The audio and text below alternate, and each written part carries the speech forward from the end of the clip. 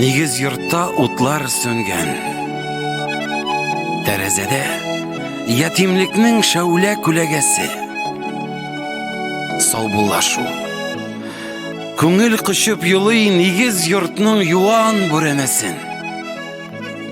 Тәрәз төпләрендә гөлләр иде. Озатып калган, каршы алган паркүз көтә иде. Тәкъдир шушы йортка ачылмаска диеп йозак салган. Кагылма син язмыш, япма ул капканы. Минем анда балачагым калган. Кәнфит кәгазьләре җыйган чагым. Әтәч талар диеп уйлауларым. Бабакайның кәҗә матаенда урам катканагы санауларым.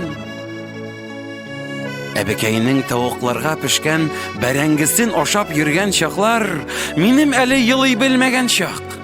Минем чырык-чырык килгән чаклар. Көтү каршыларга йөргән вакыт. Сарыкка дип алып чыккан ипи телемнәрен капка төбендәге бүрәнәдә истә әле тәмләп кимергәнем. Бабакайның пешән чапкан мәле. Пешән тулы җиләк, яшел борчак. Минем әле йылый белмәгән чак. Минем әле әби бабайлы чак. Әбекәйле бабакайлы булып, ничә онык уйнап үскән идек. Шул ишекне кайгы кайрып керде. Хатирәләр калды җанны телеп. Әле түзеп була иде.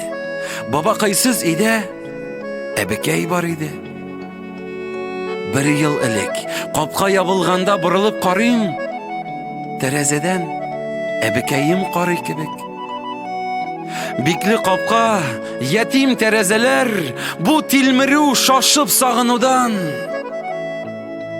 Нигез йортта йозак.